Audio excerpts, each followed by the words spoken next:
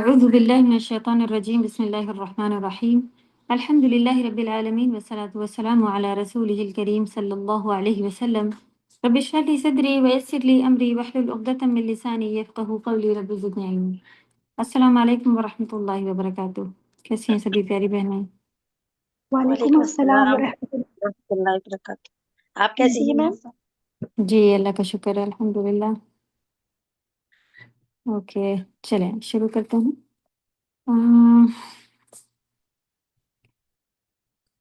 ہم لوگوں کی 61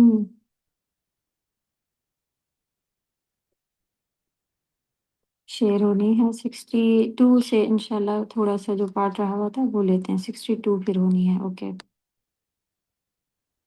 تھوڑا سا ہم لوگ نے پڑھا تھا، باقی ابھی رہتا ہے سب صحیح۔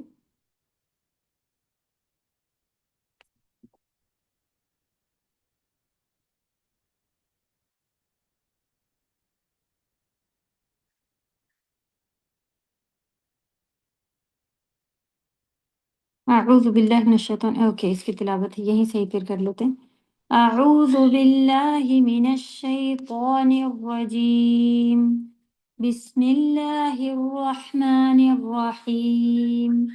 ان الذین آمنوا والذین ہادوا والنصارى والصابئين من آمن بالله واليوم الآخر وعمل صالحا فلهم عند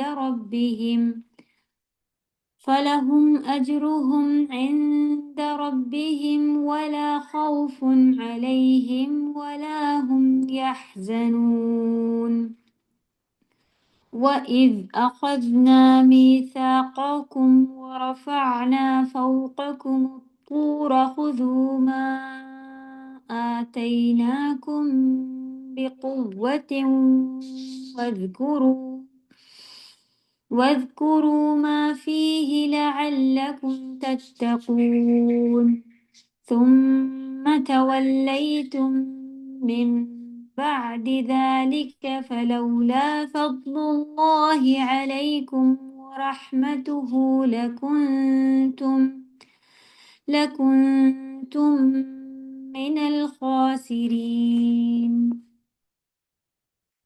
امید ہے کہ یہاں تک کہ ورڈ بائی ورڈ بھی ہوئے میں ہیں۔ چلیں تو ورڈ ٹو ورڈ ٹرانسلیشن اور جملہ جتنا بھی سینٹینس آپ لوگوں کو مل جائے اس کی لرننگ آپ لوگ شروع کر دیا کریں فوراً۔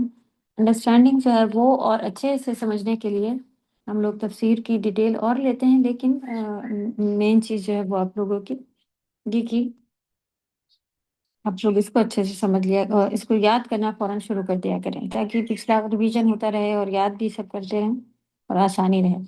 تو یہاں پر جیسا کہ پچھلی آیت میں ابھی تک جو ان کی ساری غلطیاں اور ان کی مذمت، برائیاں، کمزوریاں، خامیاں یہ سب بیان ہوئی تھی، تو یہاں پر اب یہ بتایا گیا کہ بنی اسرائیل کا ہر فرد جو تھا، یعنی ہر شخص، یہ جو ذلت اور یہ ساری چیزیں بیان ہوئی تھی ان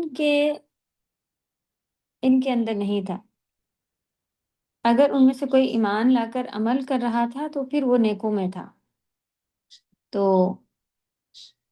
چاہے وہ نبی صلی اللہ علیہ وسلم کی بعثت سے پہلے ہو یا بعد، ٹھیک۔ تو جو بھی ایمان لے آیا، عمل کرنے لگا، نیک راستے پر چل پڑا، اللہ سبحانہ تعالیٰ نے یہاں پہ پھر ان کے بارے میں بتا دیا ہے کہ وہ چاہے یہود میں سے ہو، چاہے نصارہ میں سے ہو، چاہے صابئین ہو، ان میں سے کوئی بھی من آمن باللہ، جو بھی، تو یہود نصارہ اور صابئین کون تھے یہ ہم لوگوں نے دیکھا۔ صابی جو تھے وہ جو یہ لوگ کہتے تھے اگر وہ اس کو نہیں مانتے تھے تو وہ کہتے تھے یہ بے دین ہو گیا ہے، یعنی کہ جو اپنے صحیح راستے پر پچھلے ان کے پر چل رہا تھا، ان کے حساب سے نہ وہ اس کو مانتا تھا نہ اس کو مانتا تھا، کسی کو بھی نہیں، یعنی پرانا جو نازل ہوا تھا اس پر چل رہا تھا، تو اس کو ان لوگ بے دین کہتے تھے۔ اور ستاروں کے پوجنے والوں کو بھی صابئین کہا گیا شاید، ہاں جی۔ اور الگ الگ متعدد اقوال ہیں، یعنی الگ الگ باتیں ہیں کہ صابئی کن کو کہا جاتا ہے، ٹھیک۔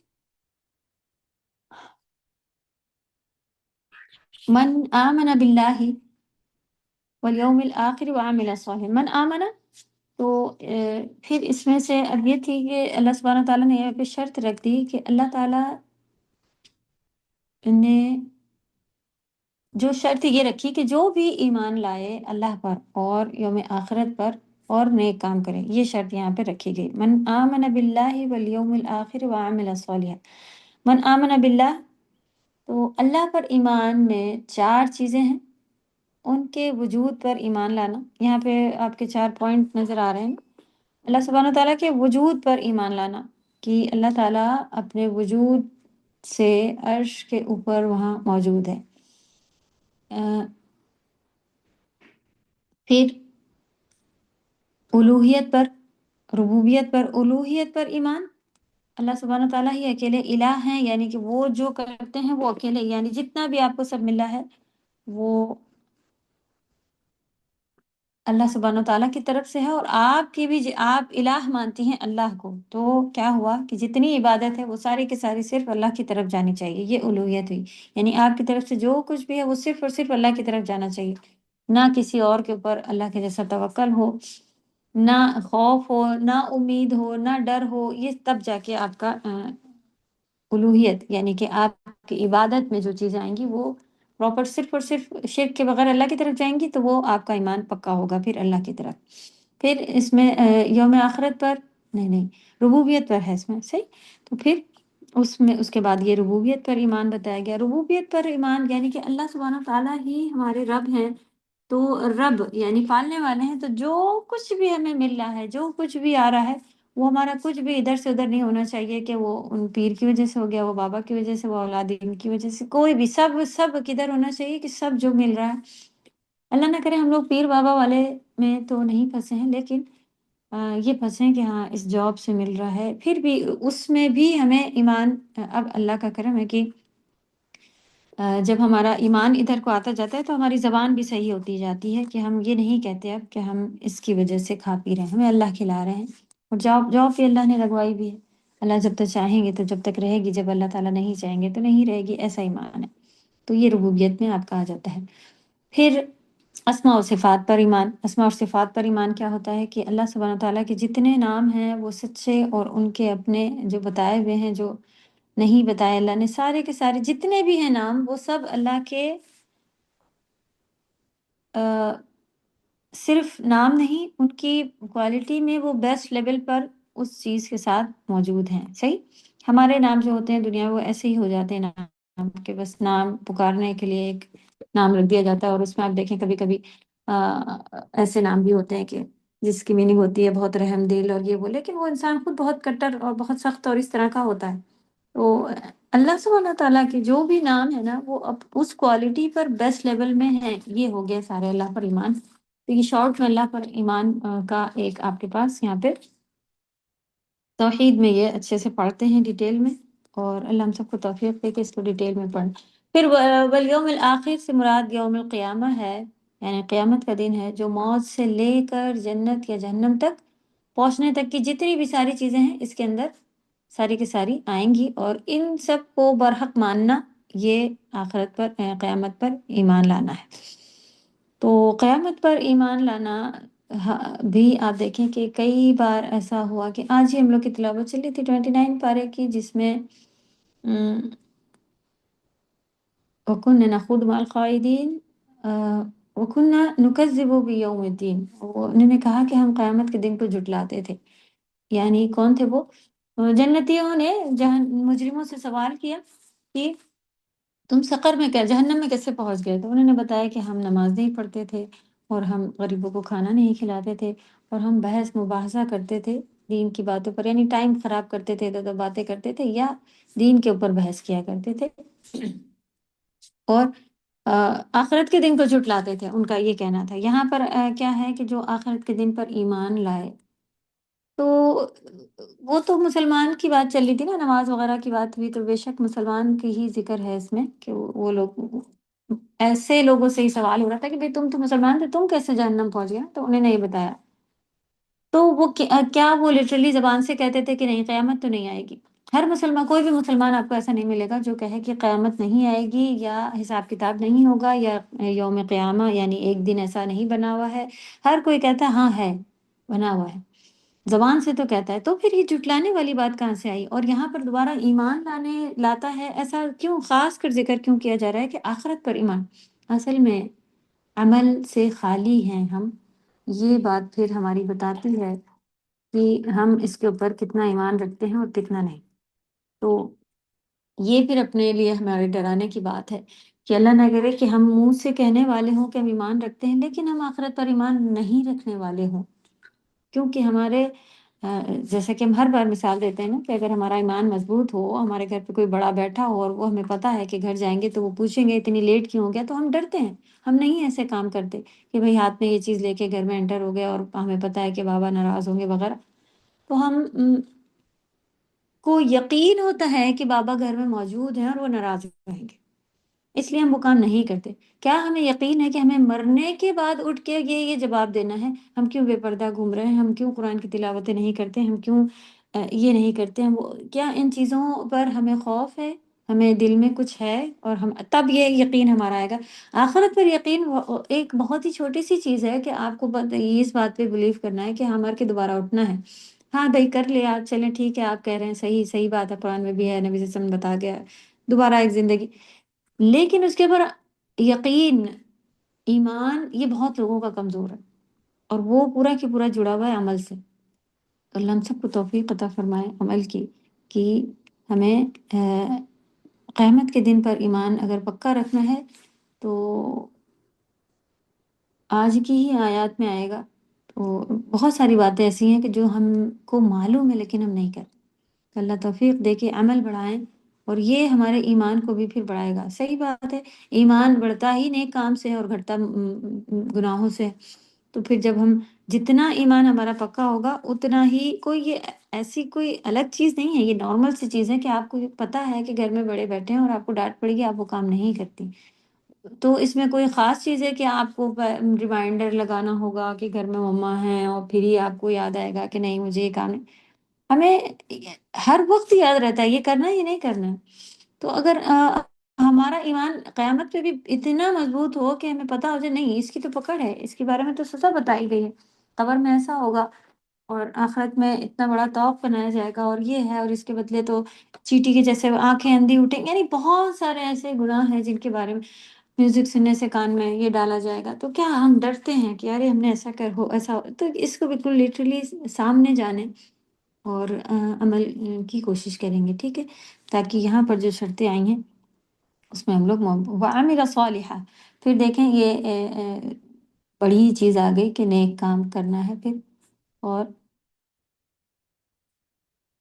تو ان باتوں پر بھی پھر ہمیں پکا ایمان ہے نا کہ قیامت کے دن ہی کتنے سارے مرحلے، کتنے سارے راستے، کتنے ساری چیزیں آئیں گی جس سے انسان کو گزرنا ہے۔ اور شروع کی جو آیتیں ہم لوگوں نے پڑھی تھی کہ لا ریب فیہ ھدی للمتقین، اس میں کیا پڑھا تھا؟ وبالآخرۃ ھم یوقنون، اور وہ آخرت پر یقین رکھتے ہیں۔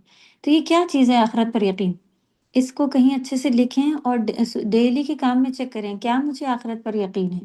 کیا مجھے اس کا حساب اللہ کو دینا ہے؟ اس کا مجھے ڈر ہے؟ تو یہ بھی پھر انشاءاللہ لکھیں کہ ہم لوگوں نے شروع میں جو ایک کوالٹی پڑھی تھی وبالآخرۃ ھم یوقنون، یہ متقی اور مفلحون فلاح پانے والے لوگوں کی کوالٹی ہے کہ وہ آخرت پر ایمان رکھتے ہیں۔ یہاں بھی بیان ہو گیا کہ چاہے یہود نصارہ جو بھی ہوں وہ اللہ پر ایمان رکھیں گے، آخرت پر ایمان رکھیں گے اور نیک کام کریں گے، پھر ان کے لیے آگے تو ورڈز پھر یہاں پہ ریپیٹ ہو رہے ہیں نا۔ تو یہاں آپ دیکھیں کہ پچھلا جتنا آتا جا رہا ہے، اللہ کا شکر ہے کہ اب ہم فاسٹ ہو گئے ہیں اور آگے بڑھنا آ رہا ہے۔ وہ عامل صالحا، اور نیک عمل کیے، ہر وہ عمل جس کے دین گواہی دے کہ وہ اچھا ہے، خیر ہے اور فلاح ہے اس میں، تو وہ عمل صالح ہوتا ہے، ٹھیک ہے، جس میں انسان کی نیت بھی اچھی ہونی چاہیے اور اللہ کے لیے وہ کرنے والا ہو، صرف اور صرف اللہ کے لیے کرنے والا ہو اور سنت کے طریقے پر ہو۔ تو یہ چیز جو ہے ہمیں خیال رکھنی ہے۔ تو ہر وہ عمل جس کی دین گواہی دے کہ وہ خیر اور فلاح ہے، وہ کیا کہلاتا ہے؟ نیک کام کہلاتا ہے۔ یعنی سنت سے ثابت ہو گیا نا، دین گواہی دے تو کیا قرآن اور سنت میں ہی ہوگا، وہی پھر آپ کا عمل صالح کہلاتا ہے۔ کوئی اپنی مرضی سے کچھ بھی بنا لے کہ 1000 بار یہ کرنے سے، 3 سجدے کرنے سے جو ہے نا نماز اور زیادہ ہماری نیک کام اور ہمارے بڑھ جائیں گے، نماز میں 3 سجدے 2 کے بجائے 1 رکعت میں 3 ہوگا، فائدہ نہیں، دین سے باہر چلا گیا یہ، اس کی دین نے گواہی نہیں دی، تو آپ کو کمپلسری دیکھنا پڑے گا نیک کام کرنے کے لیے کہ یہ ثابت ہے نبی صلی اللہ علیہ وسلم کے طریقے پر ہے اور صرف اللہ سبحانہ تعالیٰ کے لیے۔ پھر اس آیت سے جو باتیں، تمام یہود و نصارہ ایک جیسے نہیں ہیں، یہ بات پتہ چلی کہ ہر کوئی جو ہے اس کے اندر سارے کے سارے ایک جیسے نہیں ہیں کہ سب کو سبھی اسی میں آتے ہوں، جو اچھے ہو گئے وہ اچھے ہیں، ابھی بھی ایسی حال ہے نا کہ سب جو اچھے ہیں وہ اچھے ہیں، جو برے ہیں وہ برے ہیں۔ تو جو کوئی بھی صحیح دین پر قائم تھے، جس کا ذکر سورۃ آل عمران کی آیت نمبر 113 جو آپ کے پاس سامنے لکھی ہوئی ہے، اس میں بھی آیا ہوا ہے کہ لیسوا سواء من اہل الکتاب امۃ قائمۃ یتلون آیات اللہ آناء اللیل وہم یسجدون۔ اور لیسوا سواء، سوا معنی ایک جیسا ہوتا ہے، لیسا معنی نہیں ہوتا ہے، وہ سب ایک جیسے نہیں، من اہل کتاب، اہل کتاب میں سے، امۃ قائمۃ، ایک امت ایسی یعنی ایک جماعت ایسی ہے جو قائم تھی، ہر جو حق پر قائم ہے، ٹھیک، قائم تھی، اور کیا تھا؟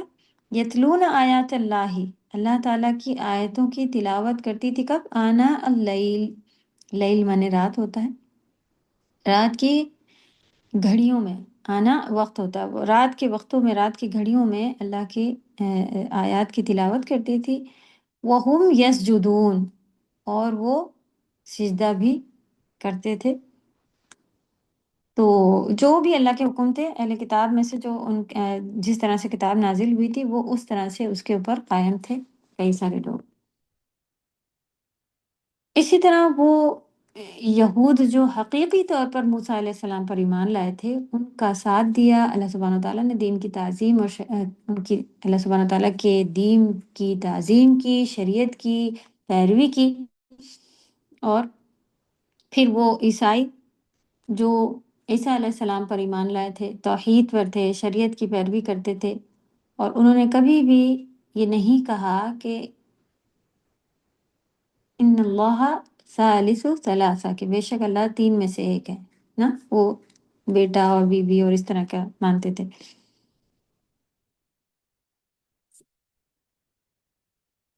آج کے بھی آئیں گے جی، جی ہاں، انہی آیتوں میں آئیں گے، جو ابھی بھی نہیں لائے ہیں ایمان، وہ سب پورا ٹوٹل ان کا اور ہمارا بھی اسی کے اندر چلا آ رہا ہے۔ کیا ہم مانتے ہیں، ہم کتنا مانتے ہیں؟ سب سے پہلے ہمارے اوپر بھی چیکنگ بہت زیادہ ہے، اور ان کے لیے بھی اگر آپ دیکھنا چاہیں تو یہ چیز آئے گی، تو اللہ تعالیٰ سمجھنے والوں میں ہم سب کو شامل فرمائے۔ تو ان کا یہ عقیدہ تھا بگڑا ہوا، وہ جو صحیح لوگ تھے وہ یہ چیز نہیں مانتے تھے عیسائیوں میں سے، تو ان کے لیے کیا اجر بتایا گیا؟ ان کے لیے پھر نہ تو کوئی خوف ہوگا، نہ کوئی غم ہوگا، اور فَلَهُمْ أَجْرُهُمْ عِنْدَ رَبِّهِمْ، ان کے پاس ان کا اجر اللہ سبحانہ تعالیٰ کے یہاں ہے، وَلَا خَوْفٌ عَلَيْهِمْ وَلَا هُمْ يَحْزَنُونَ۔ ثواب کو اجر کہنے کی وجہ یہاں پہ کیا بتایا گیا کہ اجر، فَلَهُمْ أَجْرُهُمْ عِنْدَ رَبِّهِمْ۔ تو اچھا، ایک بات یہاں پہ یہ آتی ہے کہ اگر کسی بھی مذہب کا کوئی شخص اللہ اور آخرت پر ایمان لے آتا ہے تو کیا اتنا بس کافی ہوگا کہ اس کی نجات ہو جائے؟ کیونکہ بہت سارے لوگ اس آیت کو اس طرح سے لیتے ہیں اور کہتے ہیں کہ سارے مذہب جو ہیں، سارے دین جو ہیں وہ سب ٹھیک ہیں، جو بھی اللہ پر آخرت پر ایمان لاتا ہے اور وہ بس کافی ہے، کیونکہ قرآن میں آیا ہے اس طرح سے، ٹھیک ہے۔ تو بات یہ ہے کہ ایک اصول دیا، یہ والا ہمیں یاد رکھنا ہے کہ قرآن مجید کی صرف کسی ایک آیت کو لے کے کوئی ایگزیکٹلی جو ہے وہ ہمیں وہ نہیں نکال لینا ہوتا ہے کہ قرآن میں تو یہ بتایا گیا ہے اور ایسے کرنا ہے، بس اللہ پر اور آخرت پر ایمان لے آؤ تو وہ کامیاب ہو جائے گا، چاہے یہودی ہو، چاہے نصارہ ہو، اور چاہے جو بھی ہو۔ تو سورہ نساء کی آیت نمبر 151 اور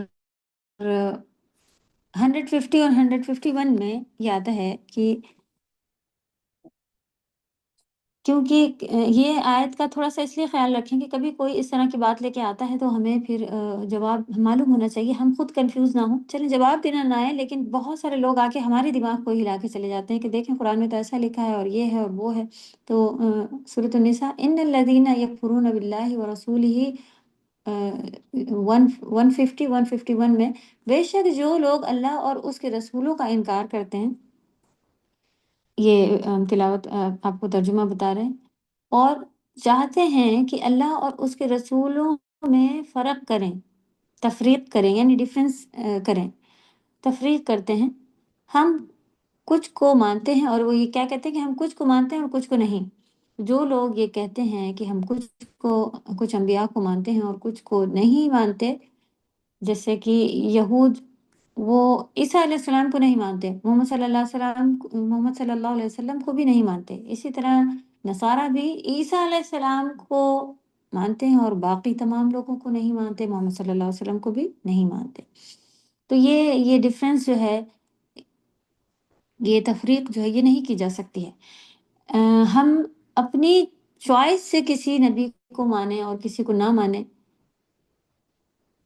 لیکن اگر کوئی ایسا کرتا ہے تو یہاں پہ قرآن کی یہ والی آیت میں کیا بتایا گیا کہ وہ چاہتا ہے کہ اللہ اور اس کے رسولوں کے درمیان فرق کر دے، اور کہتے ہیں کہ ہم کچھ کو مانتے ہیں اور کچھ کو نہیں مانتے، کچھ کا انکار کرتے ہیں۔ تو وہ چاہتے ہیں کہ ان کے بیچ کا کوئی راستہ اختیار کر لیں۔ وہ لوگ دراصل حقیقی کافر ہیں، اور ہم نے کافروں کے لیے رسوا کن عذاب تیار کر رکھا ہے۔ تو اللہ سبحانہ تعالیٰ نے کیا یہاں پہ فرما دیا کہ اگر کوئی ایک، تو اب ڈیٹیل پتہ چلی نا الحمدللہ، اگر کوئی کہے کہ یہود نصارہ، یہاں پہ تو قرآن کی آیت میں بتا دیا گیا ہے کہ من ہودن او نصارہ، سبھی کے بارے میں آیا ہے کہ چاہے جو بھی ہوں، من آمن باللہ، وہ اللہ پہ ایمان لے آیا اور آخرت پر ایمان لے آیا، رسولوں کا کوئی ذکر ہی نہیں ہے، تو اب ہم ایک رسول کو مانتے ہیں، ایک کو نہیں۔ آپ آگے آئے تو میں اور چیک کریں نا پورا قرآن سے، پھر جب پڑھنے کے بعد ڈیٹیل پتہ چلتی ہے۔ تو یہاں پہ اللہ سبحانہ تعالیٰ نے بتایا کہ کوئی ایک نبی کو بھی اگر نہیں مانتا تو وہ حقیقی کافر ہے، وہ صحیح میں سچا کافر ہے، اور کافروں کے لیے رسوا کن عذاب اللہ سبحانہ تعالیٰ نے تیار کر رکھا ہے۔ اولئک هم الکافرون حقا واعتدنا للکافرین عذابا مہینا، آیت 151 تھی سورۃ النساء، 150 151۔ تو یہاں پہ آپ تھوڑا سا سائڈ میں اس کے نمبر ڈال دیں کہ ڈیٹیلنگ کے اگر کس طرح سے کیسا ایمان ہونا چاہیے، پھر اور بھی آپ دیکھیں گے کہ کافی ساری ڈیٹیل ملتی ہے، پھر نیک کام اگر نہیں کیا تب بھی خرابی ہے، صحیح۔ تو اللہ سبحانہ وتعالیٰ ایسے لوگوں کو مومن ہی نہیں کہتے، جو کچھ انبیاء پر کو تو مانتے ہیں لیکن کچھ کو نہیں مانتے۔ اور سورہ ہود کی آیت نمبر 17 میں ومن یکفر بہ من احزاب فالنار موعدہ، اور گروہوں میں سے جو کوئی ان کا انکار کرے گا تو آگ ہی اس کی وعدہ گاہ ہے، یعنی وعدے کا ٹھکانہ، اس کے لیے وعدہ کیا جا رہا ہے کہ آگ ہی اس کی جگہ ہوگی۔ اگر کوئی شخص آدھی بات کر کے اور آدھی آپ کو آدھی ہمیں بتائے کہ اس طرح سے، تو اس کا پھر ہمیں اپنے آپ کو کنفیوز نہیں کرنا ہے۔ جیسے کہ کوئی اگر کہے فویل للمصلین، نمازیوں کے لیے بربادی ہے، بس کوئی اتنا سا پڑھ، تو آپ یہاں پر تو ہم سمجھ میں آ رہا ہے نا کہ آدھا آدھا نہیں لینا۔ چلیں اللہ سبحانہ تعالیٰ ہم سب کو بھٹکنے والوں اور ان میں بھٹکانے والوں میں سے بھی دور رکھے، اور اپنی پناہ میں رکھے، کہ پہلے ہی سیکھنا مشکل ہوتا ہے اور اس میں سے پھر اس طرح کے لوگ اگر آ جائیں۔ چلیں، تو فَلَهُمْ أَجْرُهُمْ، اجر جو ہے وہ اجرت سے بنا ہوا ہے، اور اجرت آپ کو معلوم ہے جب ہم کوئی کام کرتے ہیں، آپ دیکھیں یہاں عربs میں ٹیکسی کے اوپر اجرا لکھا ہوا ہوتا ہے، یعنی جو جب آپ اس کا کام وہ ہمیں پہنچا دے گا تو اس کے بدلے میں ہم اس کو اجرت دیں گے۔ تو جب کوئی کام کر لینے کے بعد جب ہم کسی چیز کو اس کا ریوارڈ یا اس کا گفٹ یا اس کا بدلہ دے رہے ہوتے ہیں، تو وہ اجرت اور اجر اس میں آ رہا ہوتا ہے،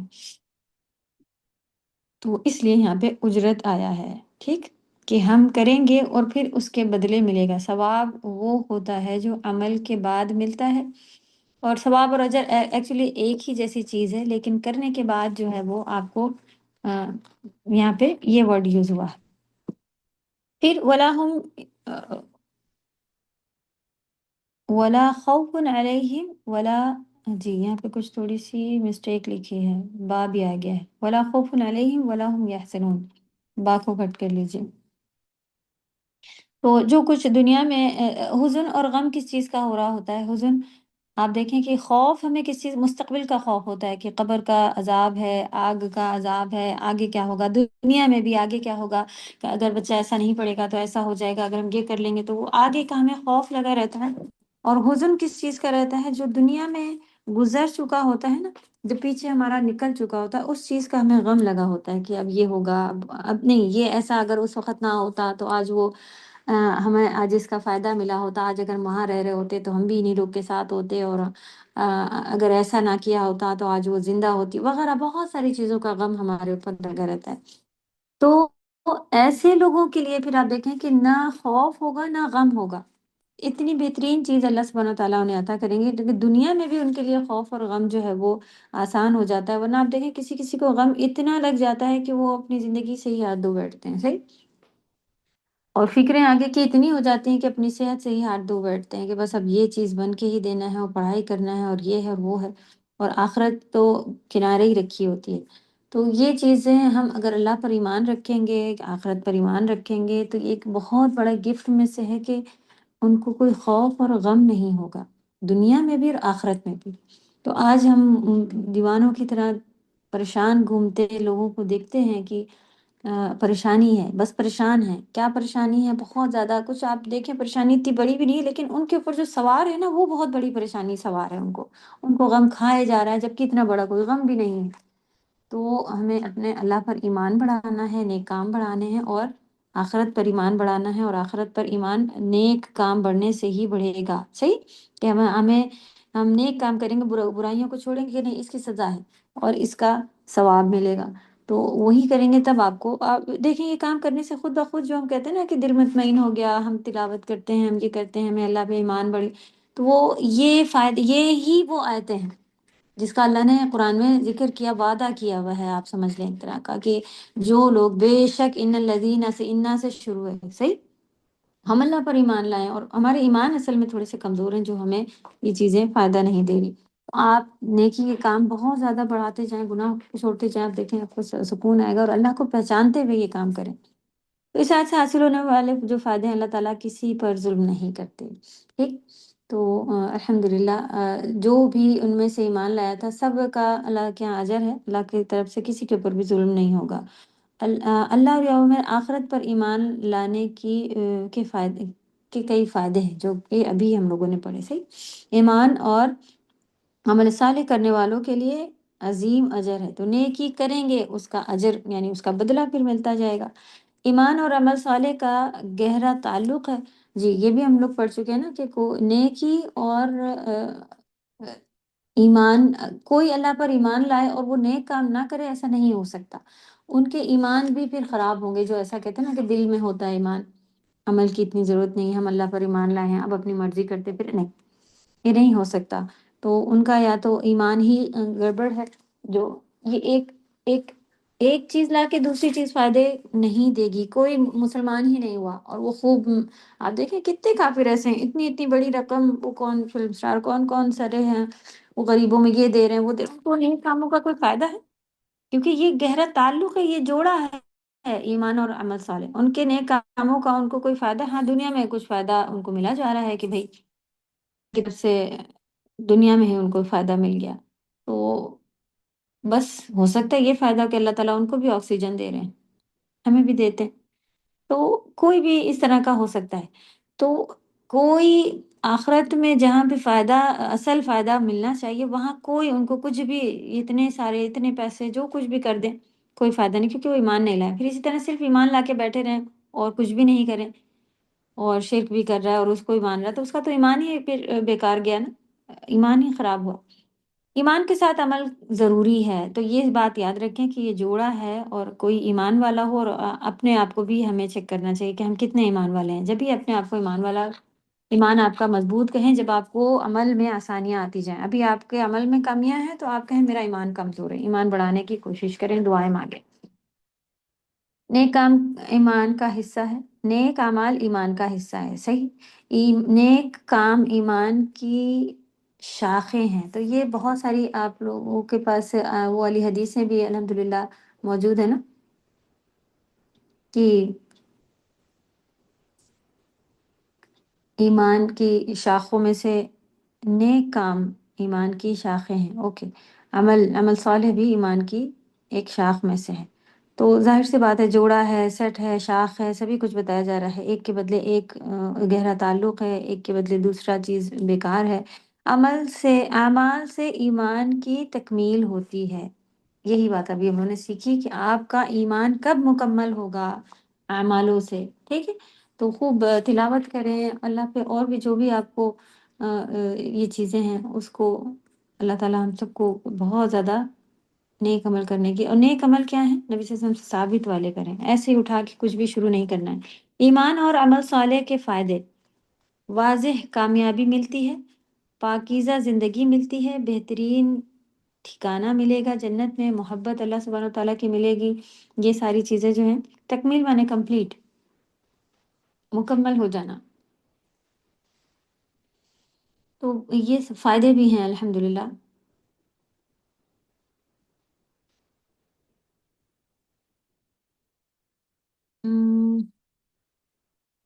یہاں پہ ایک حدیث ہے، اس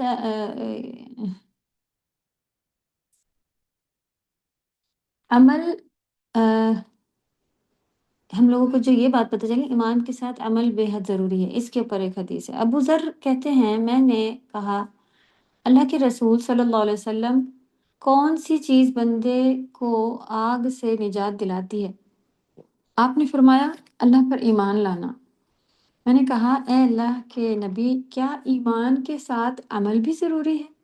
صحابہ نے دیکھیں سوال کیا کہ ایمان لانا کافی نہیں، لا الہ الا اللہ پڑھنا کافی نہیں ہے کیا؟ یہ سوال کیا میں نے، تو آپ صلی اللہ علیہ وسلم نے فرمایا اللہ نے جو رزق اسے عطا کیا ہے اس میں سے خرچ کرے۔ یعنی دیکھیں یہاں پہ یہ نہیں کہا کہ عمل کرو، بلکہ ایک عمل اس میں سے بتا دیا کہ یہ کام کرو، تو عمل بتایا نا کہ اب ایمان لایا ہے تو جو اللہ نے رزق دیا اللہ کی راہ میں خرچ کرے، یہ عمل بتا دیا، ایک عمل کی بات بتا دی، ٹھیک۔ میں نے کہا اللہ کے رسول، اگر وہ فقیر ہو اور اس کے پاس کوئی ایسی چیز نہ ہو جو اللہ کے راستے میں دے، فرمایا پھر وہ نیکی کا حکم دے، برائی سے روکے۔ میں نے کہا کہ اگر وہ ایسا کرنے سے بھی عاجز ہو، اسے ہمت ہی نہ ہو پڑے کہ وہ کسی کے سامنے کسی کو روکے، یا اس کی اتنی طاقت ہی نہ ہو کہ لوگوں کو برائی سے روکے اور کہے کہ نہیں یہ کام نہیں کرو اور یہ کرو، تو آپ نے فرمایا کسی بے ہنر کو ہنر سکھا دے، کوئی ایسا کام کسی کو سکھا دے جو کسی اور کو نہ آتا ہو تو وہ یہ سکھا دے، پھر وہ بھی دیکھیں، آپ دیکھیں کہ عمل کی باتیں نبی صلی اللہ علیہ وسلم بتاتے جا رہے ہیں یہاں سے یہاں تک، صحیح۔ یعنی کہ اب ایمان تو لے آیا لیکن بیٹھنے کے لیے نہیں کہا، یہ نہیں کر سکتا تو یہ کرے، یہ نہیں، یہ بھی نہیں کر سکتا، صحابہ بھی دیکھیں ماشاءاللہ پوچھتے جا رہے ہیں، اگر یہ بھی نہیں تو یہ بھی نہیں، تو کوئی اسکل کسی کو سکھا دے، جیسے کسی کو کمپیوٹر آتا ہے، کسی کو کوکنگ آتی ہے، یا کسی کو کوئی اور چیز آتی ہے، تو اپنی بیسٹ چیز پہلے ہمیں چیک کرنی ہوگی، پھر اگر یہ نہیں تو یہ اس طرح سے، ٹھیک۔ تو میں نے کہا کہ اگر وہ خود ہی بے ہنر ہو، کچھ کرنے کی طاقت نہیں، فرمایا پھر وہ کسی مخلوق کی مدد کر دے۔ میں نے کہا اگر وہ خود ضعیف ہو، تو آپ دیکھیں یہاں پر وہ سارے کے سارے اگر نیچے سے نیچے ہوتے جا رہے ہیں کہ اگر یہ بھی نہ ہو تو کیا ہوگا، اگر یہ بھی عمل نہیں ہو تو یہ طاقت بھی نہ رکھتا ہو، تو آپ دیکھیں کہ جب لوگ بوڑھے ہو جاتے ہیں خاص کر، تو اس میں یہ ساری چیزیں آ جاتی ہیں نا کہ عقل بھی کام نہیں کرتی، کوئی ہنر بھی ان کے ختم ہو چکے ہوتے ہیں، سبھی چیزیں آ جاتی ہیں، صحیح۔ بزرگوں کو یہ حدیث جو ہے وہ ضرور سنانی چاہیے ہم لوگوں کو۔ تو آپ نے فرمایا تم تو اپنے بھائی میں کوئی بھلائی ہی نہیں چھوڑ رہے، تو نبی صلی اللہ علیہ وسلم نے اس طرح سے ان کو کہا۔ کہ تم تو کوئی بھلائی نہیں چھوڑنا چاہتے، یعنی اس کے اندر کچھ بھی نہیں، لیکن وہ یہ سوال کیوں کر رہے تھے صحابہ؟ کیونکہ ہم ہر شخص کے لیے کوئی نہ کوئی چیز مل جائے. صحیح، صحابہ کیوں سوال کر رہے تھے کہ اگر ہر انسان کے لیے کوئی نہ کوئی کرنے کے کام مل جائے. فرمایا کہ وہ کسی کو تکلیف نہ دے، دوسروں کے لیے مصیبت نہ بنے. میں نے کہا کہ اے اللہ کے رسول، جب کوئی آدمی یہ عمل کرے گا کہ کسی کو تکلیف نہ دے تو وہ جنت میں داخل ہو جائے گا. آپ نے فرمایا جو مسلمان بھی ان خصلتوں میں سے کسی خصلت پر عمل کرے گا اس کا ہاتھ پکڑوں گا یہاں تک کہ اسے جنت میں داخل کروا دوں گا. تو یہ تھی استطاعت کی لیولز یہاں پہ حدیث میں. تو اب ہماری استطاعت کتنی ہے، ہم کتنا کر سکتے ہیں اور کتنا کر رہے ہیں اور کتنا چھوڑتے جا رہے ہیں فالتو میں.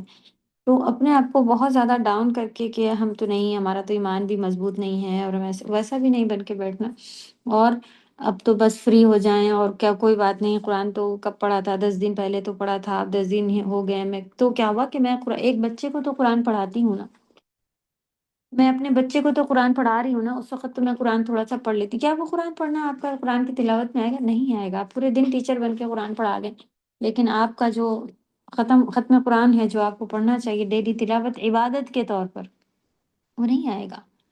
وہ اپنی جگہ پر ہی ہمیں کرنا ہی پڑے گا. تو اللہ توفیق دے، سننے کے ساتھ ساتھ بولنے کے ساتھ ساتھ ہم سبھی کو. آمین یا رب. ایمان لا کر عمل کرنا، یہ اصل چیز پتہ چلی، اور جتنی ہماری استطاعت ہے اس حساب سے ہمیں کرنا ہوگا. آپ دیکھیں کہ کن میں سے آپ ایک کام کر سکتے ہیں اور ایک اس کے ساتھ پھر 2 اور بڑھا لیں، 3 بڑھا لیں، جتنے آپ کر سکتی ہیں. تو اپنے درجات بڑھانے کے لیے پھر ہمیں یہ چیزیں نیک اعمال جو بھی ایمان کا حصہ ہے وہ ہمیں اپنے لیول پر اتنا کر کے آنا ہے. تو جیسا کہ 70 حدیث میں آیا ہوا نا کہ ایمان کی 70 شاخیں ہیں، تو 70 شاخوں میں سے ایمان جو ہے اس میں سے ایک حیا بھی ہے، اور جیسا کہ ابھی ہم لوگوں نے اوپر پوائنٹ میں پڑھا کہ یہ بھی پوائنٹ میں سے آتا ہے. چلیں، آج اچھی خاصی ہم لوگوں نے بات کی کہ نیک کام بڑھانے ہیں. ابھی بھی اگر ایک بھی کسی کا نہ بڑھے تو پھر یہ اچھی بات نہیں ہوگی. تو آج انشاءاللہ یہ عمل کا کام شروع کرنا ہے. برائیاں دور ہوتی ہیں سارے آپ کے نیک کام کرنے سے. ظاہر سی بات ہے جب آپ نیک کام کے ساتھ آپ ایمان لا کے نیک کام کرتے رہیں گے تو برائیاں تو دور ہوں گی، بہترین اجر بھی ملے گا، اس کا بھی وعدہ ہے، مغفرت کا بھی وعدہ ہے. یہ ان الذین آمنوا وعملوا الصالحات کے حساب سے یہ سارے پوائنٹ لکھے ہیں کہ قرآن میں کیا کیا بلند درجات بتائے گئے ہیں. جنت میں گارڈنز کا ذکر کیا گیا ہے کہ ان کے لیے باغیچے ہوں گے. جنت میں مہمانی کا وعدہ کیا گیا ہے، نعمتوں والی جنت میں ٹھکانہ ان کے لیے بتایا گیا ہے. جنت میں خوبصورت گھروں کا وعدہ ہے. یہ پوائنٹ آپ بہت اچھے سے کہیں لکھ کے لگا لیں کہ نیک کام کرنے سے یہ چیزیں مجھے ملیں گی. کیا نہیں چاہیے؟ چاہیے ہی چاہیے، یہی ہمارے مقصد ہے نا. اللہ ہم سب کو توفیق عطا فرمائے. رسول اللہ صلی اللہ علیہ وسلم نے فرمایا ایمان کی 70 یا 70 سے اوپر شاخیں ہیں، 70 یا 70 سے زیادہ شاخیں ہیں. بس اس کی سب سے افضل شاخ لا الہ الا اللہ کہنا ہے، اور سب سے ادنا شاخ کسی اذیت دینے والی چیز کو راستے سے ہٹانا ہے، اور حیا بھی ایمان کی ایک شاخ ہے. آیت ہماری 63. وَإِذْ أَخَذْنَا مِيثَاقَكُمْ وَرَفَعْنَا فَوْقَكُمُ الطُّورَ خُذُوا مَا آتَيْنَاكُمْ بِقُوَّةٍ وَاذْكُرُوا مَا فِيهِ لَعَلَّكُمْ تَتَّقُونَ. اور جب ہم نے تم سے پختہ عہد لیا اور کوہ طور کو تمہارے اوپر بلند کیا کہ جو تم نے نہیں دیا ہے اس کو مضبوط، جو ہم نے اوکے کریکشن صحیح کیجیے. کیا ان کو پھر کہا گیا تھا کہ جو ہم نے تمہیں دیا ہے اس کو مضبوطی سے پکڑ لو. جو ہم نے تمہیں دیا ہے اس کو مضبوطی سے پکڑ لو، اور جو اس میں ہے اسے یاد رکھو تاکہ تم لعلکم تتقون، تاکہ تم متقی بن جاؤ. تو پھر یہاں پہ بنی اسرائیل کی اور وہی ان کا تذکرہ جاری ہے، اور اللہ سبحانہ وتعالیٰ نے ان کے جو گزرے ہوئے تھے ان کے افعال کی وجہ سے ان پر زجر و توبیخ کا ارادہ کیا. زجر و توبیخ یعنی ڈانٹ. زجر اور توبیخ دونوں کو ملا کے ڈانٹ ورڈ یوز ہوتا ہے. تو جتنے مشکل ورڈ بھی آپ لوگ انشاءاللہ اپنے پاس کرتے جائیں تاکہ ہماری ووکیبلری جو ہے وہ اسٹرانگ ہو. اردو آپ کبھی پڑھیں، کوئی یہاں پہ لیکچر سننے کے بعد کوئی تفسیر آپ کے پاس موجود ہے تو آپ دیکھیں یہی ورڈز اس میں، اور اوپر سے یہ ورڈ عربی میں بھی یوز ہوتے ہیں. زجر و توبیخ اردو عربی ورڈ بھی ہے. ٹھیک، تو اس سے پھر ہماری عربی بھی مضبوط ہوگی اور اردو بھی مضبوط ہوگی انشاءاللہ. اللہ سبحانہ وتعالیٰ نے بنی اسرائیل کے اسلاف کے افعال کی وجہ سے، یعنی جو اسلاف سلف یعنی پچھلے ہوئے جو گزرے تھے، افعال کام جو پچھلے لوگ گزرے ہوئے تھے، ان کے کاموں کی وجہ سے ان پر زجر و توبیخ کا پھر ارادہ کیا. ادا کیا یعنی ارادہ کیا. ٹھیک، تو ان کا پھر سے یہاں پہ یعنی کہ ان کو ڈانٹ پچھلے اور ان کے کام یاد دلائے گئے. تو یہ واقعہ بھی جو ہے وہ بنی اسرائیل کے اس دور کے سے تعلق رکھتا ہے جب ان کے 70 منتخب افراد، منتخب چنے ہوئے افراد لوگ، ان کے اوپر بجلی گری تھی. وہ جب ہوا تھا نا اس وقت کا ہے، اور بجلی گر کے وہ لوگ ہلاک ہو گئے تھے. گرا کر انہیں ہلاک کیا گیا اور پھر دوبارہ زندہ کیا گیا تھا. ان کو بھی اور ان کے ساتھ بنی اسرائیل کے دوسرے لوگوں کو بھی طور کے دامن میں کھڑا کیا گیا. یعنی وہ لوگ اور ان کے ساتھ جو مر کے زندہ ہوئے وہ، اور ان کے علاوہ اور دوسرے بھی بنی اسرائیل کے جو لوگ تھے، ان کو اس پہاڑ کے قریب یعنی دامن میں کھڑا کیا گیا قریب. اور طور پہاڑ کو ان پر اس طرح جھکا دیا گیا، ان کو یعنی کہ ان کے اوپر اٹھا کے اس کو اللہ سبحانہ تعالیٰ ایک بادل یا امبریلا کی طرح یا جیسے بھی اللہ سبحانہ تعالیٰ نے ان کے اوپر اس کو لا دیا. اور پیچھے جو تھا ان کے سمندر تھا، اور آگے ان کے سروں کے اوپر یہ پہاڑ اللہ سبحانہ تعالیٰ نے پکڑا ہوا تھا، یعنی اونچا کیا ہوا تھا کہ کہنا سننے کے لیے. پھر ان سے بات کی جا رہی تھی. اس وقت ان سے پوچھا گیا بتاؤ تورات پر عمل کرو گے یا نہیں. عمل کے لیے پوچھا گیا کہ بتاؤ کرو گے تو پھر پوری مضبوطی سے اس کا عہد کرو. تو یہ ان سے پھر یہاں پہ وعدہ لیا گیا. اور دیکھیں کتنی اس سخت طریقے سے اور ایک سختی کے ساتھ ان کا پیچھے سمندر تھا، بھاگ بھی نہیں سکتے تھے، اور سامنے جو ہے وہ پہاڑ ان کے سروں کے اوپر لا دیا گیا اور پوچھا گیا کہ بتاؤ اس کو مانو گے کہ نہیں، اس کو مضبوطی سے پکڑو گے کہ نہیں. اس وقت بنی اسرائیل کو اپنی نافرمانیاں اور غلطیاں اور عہد شکنی یعنی عہد توڑنا شکنیوں کا احساس ہوا. انہوں نے اپنے گناہوں سے توبہ کی. چلیں یہاں پر ایک دفعہ تو کم سے کم بات آئی کہ انہوں نے غلطیوں کا احساس انہوں نے اس سے پہلے بھی کیا تھا، لیکن جب یہ بدلتے تھے، معافیاں مانگ لیتے تھے، وہ پھر یہ فوراً یہ جب ان کے اوپر سے یہ اب طور ہٹا لیا جائے گا تو پھر آپ دیکھیں کہ یہاں پر بھی ان کا یہی ہوا کہ یہ پھر سے یہ بدل جاتے تھے، بھول جاتے تھے. تو اس وقت بنی اسرائیل کو اپنی نافرمانیوں اور غلطیوں کا احساس ہوا اور انہوں نے توبہ کی. یہ اس لیے کیا گیا تھا کہ ان کے اندر تقویٰ آئے. یہ کیوں کیا گیا تھا؟ لعلکم تتقون، تاکہ ان کو وہ سدھر جائیں اور اللہ کے راستے پر آ جائیں اور جنت جائیں. صحیح. پھر وَإِذْ أَخَذْنَا مِيثَاقَكُمْ وَرَفَعْنَا فَوْقَكُمُ الطُّورَ، طور ایک مشہور پہاڑ کا نام ہے جیسا کہ ہم سبھی جانتے ہیں. پہلے سو وَإِذْ جو آیا، اذکرو یعنی یاد کرو، بنی اسرائیل سے خطاب بات کی جا رہی ہے.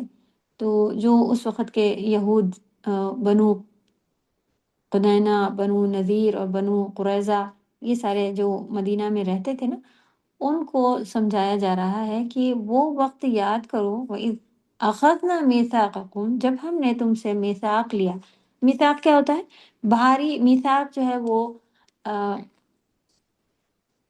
پکا، بھاری اور تاکیدی عہد.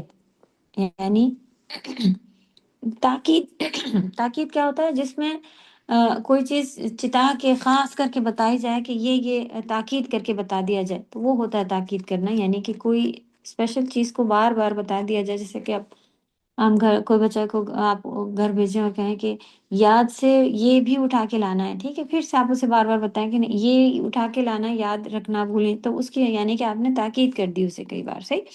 تو میثاق ایسے وعدے کو کہتے ہیں. اصل میں وثاق جو ہے وہ رسی کو کہا جاتا ہے جو کہ قیدی باندھنے کے لیے استعمال کی جاتی ہے، وہ وثاق ہوتا ہے. تو میثاق کے معنی ہوتا ہے پکا، مضبوطی سے، تاکید سے کیا ہوا وعدہ. نارمل عہد اور میثاق میں یہ فرق ہے، ٹھیک ہے. تو مضبوط وعدہ آپ اسے کہہ سکتی ہیں. تو ترجمہ کبھی بھی آئے گا تو آپ میثاق کی کیا میننگ نکالیں گی؟ کہ مضبوط، پکا وعدہ، ٹھیک ہے. اور عہد، پکا عہد، اور عہد مانے عہد، ٹھیک. تو یہ فرق ہے. اور طور جو ایک مشہور پہاڑ ہے، کچھ کہتے ہیں کہ کوئی بھی عام پہاڑ کو طور کہا جاتا ہے. خیر، پہاڑ ان کے اوپر جو ہے وہ معلق کر دیا گیا، یعنی کہ ان کے اوپر سوار کر دیا گیا. اور اب انہوں نے دیکھا کہ سر پر پہاڑ ہے، تو روایت میں آتا ہے کہ وہ سجدے میں گر پڑے. لیکن انہوں نے پورا سر جو تھا وہ زمین میں نہیں، ماتھا اپنا زمین میں نہیں ٹکایا، بلکہ وہ کنارے سے ایسا منہ اوپر کر کے سائڈ سے اوپر کی طرف دیکھ رہے تھے، پہاڑ کو دیکھے جا رہے تھے، اور سجدے میں بھی گر گئے تھے. تو یہاں پر بھی خوف کی وجہ سے ان کا یہ حالت تھی.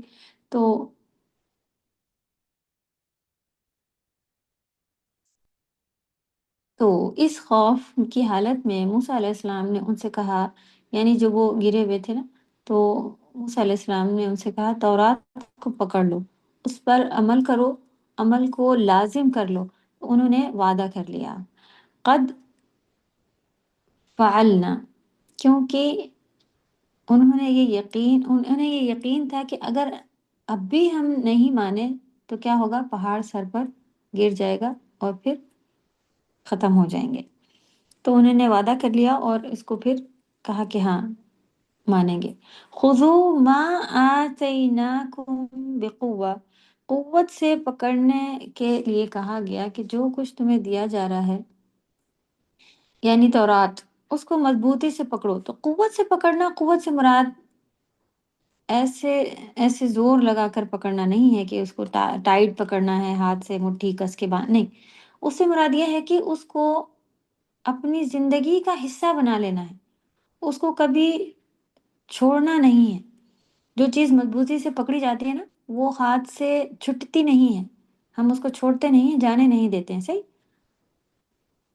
تو یعنی اس کو چھوڑو نہیں، اس سے الگ نہ رہو، اس کو اپنی زندگی میں شامل رکھو، اور نیت اخلاص کے ساتھ اس کو پکڑو، خالص اللہ کے کو راضی کرنے کے لیے. تو اس کو زندگی کا حصہ بنا لو، یہ کہا گیا. اس میں جو احکام ہیں ان پر عمل کرو. یہ پتہ چل رہا ہے کہ قوت سے پکڑ لو سے کیا کہا گیا؟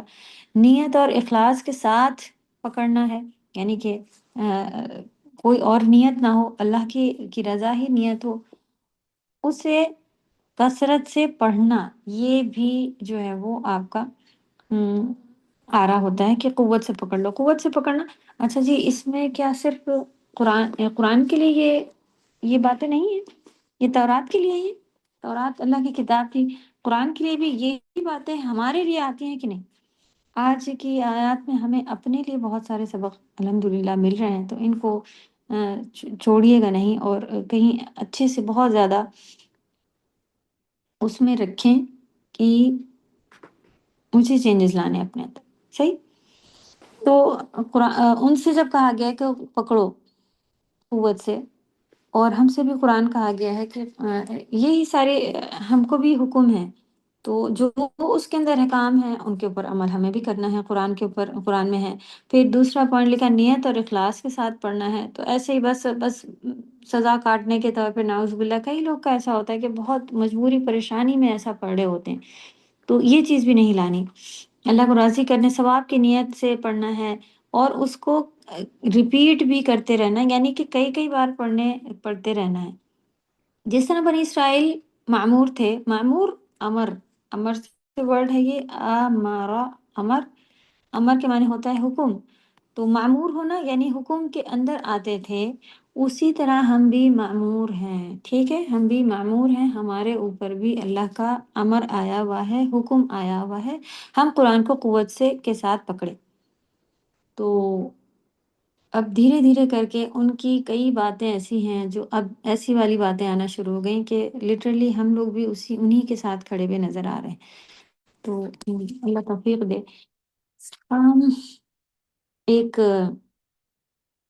مجاہد کہتے ہیں قوت سے مراد اس میں جو احکام جو حکم آئے ہیں ان کے اوپر عمل کرنا ہے، اور بعض نے یہ کہا کہ اس سے مراد کثرت سے پڑھنا ہے۔ تو یہ پوائنٹ جو آپ کے آئے ہوئے ہیں نا، یہ علماء کے قول سے ہی نکلے ہوئے ہیں اور حدیث اور ان سے ہی آئے ہوئے ہیں۔ تو انہیں تورات تھا اور ہمارے لیے قرآن کا حکم ہے، یہی سب۔ تو ایک قرآن ختم ہونا چاہیے کتنے دنوں میں؟ منیمم جو ہے وہ صحابہ میں سے بھی کوئی بھی ایسا نہیں تھا جو مہینے سے زیادہ ٹائم لیتا ہو کہ ختم کرنے میں۔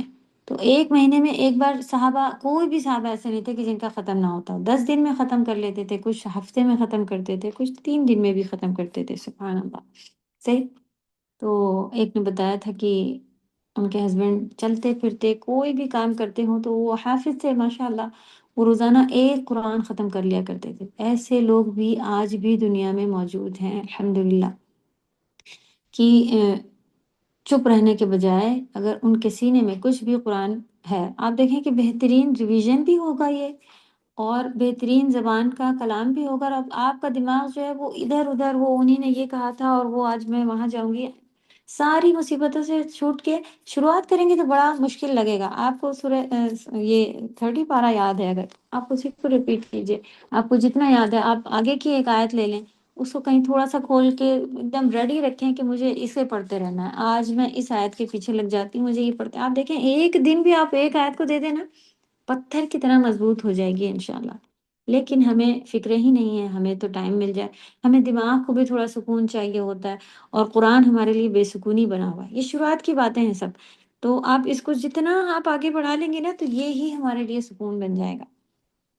کچھ لوگ آپ دیکھیں فالتو بیٹھے ہوتے ہیں، چپ رہتے ہیں، اور پھر ان کے دماغ ادھر ادھر چل رہے شروع ہو جاتے ہیں، اور پھر منہ عجیب سا بنا کے بیٹھے بیٹھے ہیں، اور ہونٹ بھی بند ہیں، تو ہم نہ ذکر کرتے ہیں تو اس سے ہماری پریشانیاں دور ہو جائیں گی؟ نہیں۔ تو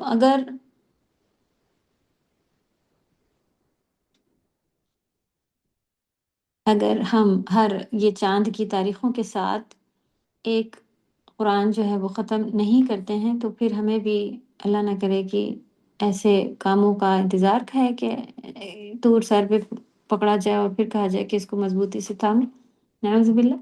تو یہ پھر کوشش کریں کہ کم سے کم ایک ڈیلی تو ہم اپنا چلیں، ہر ایک کی اپنی اپنی مصروفیت ہے، چھوٹے چھوٹے بچے ہیں، ساس سسر ماں باپ جو بھی ہوں، بوڑھا ضعیف کچھ بھی ہو، اللہ نہ کرے کسی کے گھر میں کوئی بیمار ہوتے ہیں، ہسبینڈ بچے، انہی کی خدمت، اب یہ پکانا ہے، یہ دینا ہے، تو ہر ایک کی اپنی اپنی مصروفیت ہے۔ لیکن ہم اتنے مصروف، کیا یہ چیزیں صحابہ اور ان لوگوں کے ساتھ نہیں تھی؟ وہ سب ہمارے پاس تو کتنی فیسلٹیز ہیں، ان کے پاس تو فیسلٹیز بھی نہیں تھی، وہ کیسے جیتے تھے، کرتے تھے؟ ہمیں اپنی سیٹنگ بس کرنی ہے، اور انشاءاللہ کام جو ہے وہ ہو جائیں گے اللہ سے مدد مانگنے کے ساتھ۔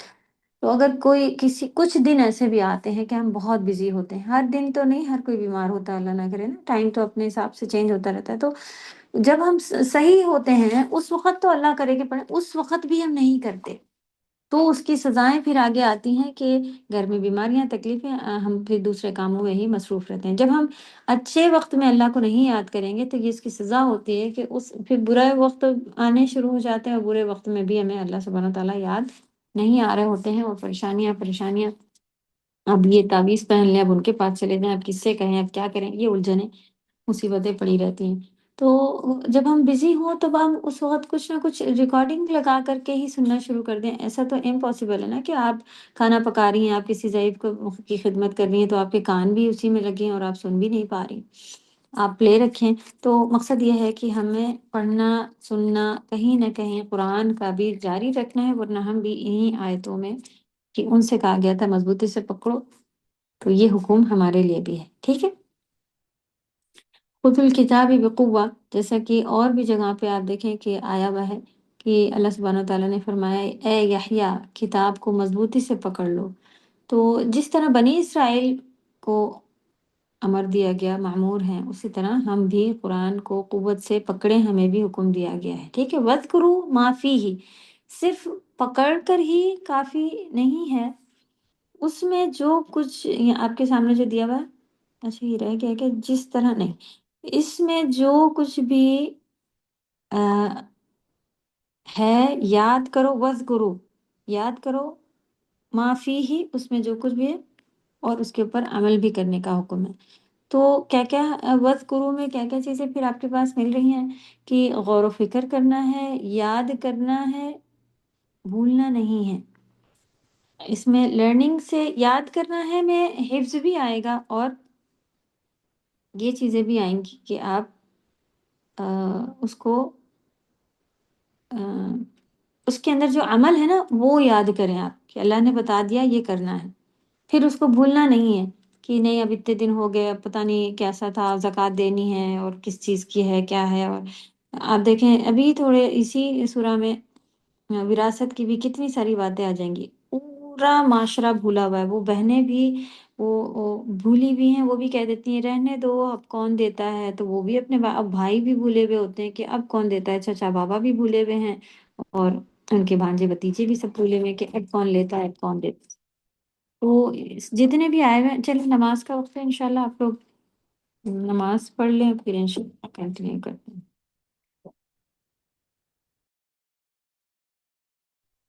اعوذ باللہ من الشیطان الرجیم، بسم اللہ الرحمن الرحیم۔ غور و فکر کرنا، یاد کرنا اور اسے نہ بھولنا محض کتابوں کا موجود ہونا مفید نہیں، ٹھیک۔ تو آپ دیکھیں کہ کبھی ایسا بھی ہوتا ہے کہ کتنا لوگوں کے پاس جو ہے وہ کتابیں وغیرہ موجود ہوتی ہیں، لیکن وہ بس انہیں شوق ہوتا ہے کتابیں رکھنے کا، اور وہ سب پڑھتے نہیں ہیں۔ اوکے، تو امام مالک کہتے ہیں کہ بعض اوقات وہ شخص قرآن پڑھتا ہے جس میں خیر نہیں، ٹھیک، اس میں خیر نہیں ہوتی لیکن وہ قرآن پڑھ رہا ہوتا ہے، تو اس کا کیا مطلب ہوتا ہے کہ پڑھنے میں اس کے کوئی بھی ہم لوگ جو ہے وہ پڑھ لے سکتے ہیں، لیکن اصل چیز کیا ہے کہ اس کو سمجھنا، دیکھنا، اور اس کے اندر کیا آیا ہے، کیا حکم مل رہا ہے۔ تو آپ کبھی دیکھیں گھر میں اتنی ساری کتابیں ہوتی ہیں، لائبریری پورا ایک کمرہ بنا کے لوگ رکھ لیتے ہیں، لیکن اس میں کوئی بھی اس سے کوئی فائدہ نہیں اٹھا رہے ہوتے ہیں، اس کو کبھی بھی پڑھتے نہیں ہیں کھول کر، اور بہت شوقین ہوتے ہیں کہ بس لائبریری بن جائے، کتابیں جمع ہوں، لیکن وہ صرف دکھانے کے لیے ہوتی ہیں، اس میں سے پڑھتے وڑھتے وہ کچھ بھی نہیں ہے۔ تو اس طرح کی کتاب کا ہونا کوئی فائدہ نہیں ہے، ٹھیک ہے۔ ہمارے پاس جو قرآن ہے، تو اگر ہم اسے صرف آپ چلیں کہ صرف پڑھ لے رہے ہیں، سمجھتے نہیں ہیں، تو بھی کوئی فائدہ نہیں ہے۔ تو اگر اس طرح کا کوئی ہے تو پھر وہ ایک طرح کا بوجھا ہی ہے، ایک مصیبت ہی بنا کے رکھی ہے کہ بس اب آج ہٹاؤ، پوری کتابیں نکالو، ڈسٹنگ کرو، واپس لگاؤ، اور کتابیں خراب ہو رہی ہیں وغیرہ وغیرہ، بس اس سے زیادہ اور کچھ نہیں، صحیح۔ تو زیاد بن لبید کہتے ہیں کہ ایک مرتبہ نبی صلی اللہ علیہ وسلم نے کسی چیز کا تذکرہ کیا، یعنی ذکر کیا کسی چیز کا، اور فرمایا کہ یہ علم ضائع ہونے کے وقت ہوگا، یعنی کہ علم ضائع ہو جائے گا تب ایسا ہوگا، کسی چیز کے بارے میں نبی صلی اللہ علیہ وسلم نے بتایا۔ تو ہم نے کہا یا رسول اللہ صلی اللہ علیہ وسلم، ہم خود بھی قرآن پڑھتے ہیں اور اپنے بچوں کو بھی پڑھاتے ہیں، اور پھر ہمارے بچے بھی اپنے بچوں کو پڑھاتے رہیں گے، یہ سلسلہ قیامت تک چلتا ہی رہے گا نا، تو علم کیسے ضائع ہو جائے گا؟ سبحان اللہ، دیکھیں ان کا یہ فکر تھا۔ تو آج ہاں ڈگریز جو ہیں وہ ہمارے لیے ہو گئی ہیں، لیکن کیا ہم نے وہ علم اپنے بچوں کو سکھایا؟ پھر یہ بچے اپنے بچوں کو سکھائیں گے، کیا ہم تک کیسے پہنچا؟ ہم نے اسے سیکھا، ہم نے نہیں، اللہ کا کرم ہے کہ ہم پھر بھی کچھ تو سیکھ رہے ہیں، صحیح، الحمدللہ، الحمدللہ۔ تو یہ صحابہ کا کہنا تھا کہ کیسے علم ضائع ہو جائے گا؟ تو ہم اپنے بچوں کو سکھائیں گے، ہمارے بچے اپنے بچوں کو سکھائیں گے، وہ مسلمان ہوں گے تو ان کو تو پتہ ہوگا کہ یہ علم ضروری ہے، کیسے ضائع ہو جائے گا؟ آپ دیکھیں جیسا کہ ہم کہتے ہیں نا کہ شیطان اب بچوں پہ کام کرتا ہے، تو وہ بھی مرحلہ آ گیا۔ تو آپ کو پھر یعنی وہ تو صحابہ جو تھے وہ اپنے آپ کو دیکھ رہے تھے نا، ہم جیسوں کے ساتھ کا تو ان کو ساتھ کوئی ان کا اندازہ ہی نہیں تھا نا۔ نبی صلی اللہ علیہ وسلم نے فرمایا، اے ابن لبید، تمہاری ماں تمہیں گم کر کے روئے، میں تو سمجھتا تھا کہ تم مدینے کے بہت سمجھدار آدمی ہو، کیا یہ یہود و نصارہ تورات اور انجیل نہیں پڑھتے تھے؟ دراصل یہ لوگ ان میں سے موجود تعلیم سے معمولی سا فائدہ بھی نہیں اٹھاتے۔ یہ بات پھر واضح ہے۔ اچھا، یہاں پر جو یہ الفاظ تھے ابھی حدیث میں کہ تمہاری ماں تمہیں گم کر کے روئے، تو یہ جو ہے یہ کہاوت ان کے زمانے کی چلا کرتی تھی، جیسے ہمارے پاس بھی اگر آج کل دیکھ لیں آرام سے کچھ بھی کہہ لیتے ہیں، قریب ہوں تو پاگل یا کوئی اور اس طرح کے الفاظ کہہ لیے جاتے ہیں، لیکن اگر لکھے ہوئے الفاظوں میں آپ دیکھیں اور پتہ چلے کہ تو یہ بس ایک کہاوتی جملے ہیں، کئی کئی جگہ پہ یہ حدیثوں میں اس طرح کے الفاظ مل جاتے ہیں۔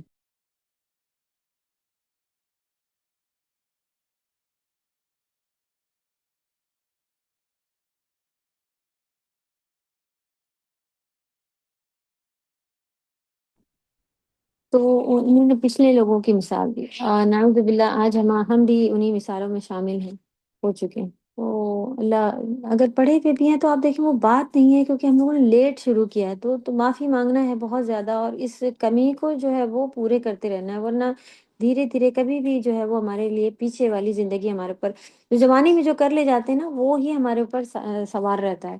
اللہ توفیق دے ہمارے بچوں کو بھی کہ یہ دین کو سیکھیں، سمجھیں اور اس کے اوپر عمل کریں، تاکہ یہ اپنے بچوں کو بتائیں، اور ایک ایک جماعت تو کم سے کم قیامت تک رہنے ہی والی ہے۔ تو اللہ ہم سب کو ان میں شامل فرما لے، آمین۔ اور ہمیں محنت کر کے اس میں شامل ہونا ہے خود۔ پھر کتاب پر عمل کرنا صرف زبان سے تلاوت کرنا مراد نہیں ہے، لعلکم تتقون، تقوی پیدا ہو جائے۔ ساری چیزیں یہ کیوں بتائی گئی؟ تاکہ اس کتاب سے فائدہ اٹھا سکیں، اور یہ کتاب جو کوئی بھی پڑھے گا تو اس کو تقوی جو ہے وہ حاصل ہوتا رہے گا اور تقوی ملے گا، اور پھر وہ اس میں پڑھے گا، تو یہ ایک سائیکل ٹائپ ہے نا، تو یہ ایک سرکل جو ہے وہ چلتا رہے گا۔ امید یہ ہے کہ تمہارے دلوں میں تقوی پیدا ہو، لعلکم تتقون۔ اس آیت سے حاصل ہونے والے فائدے، اللہ سبحانہ و تعالیٰ کی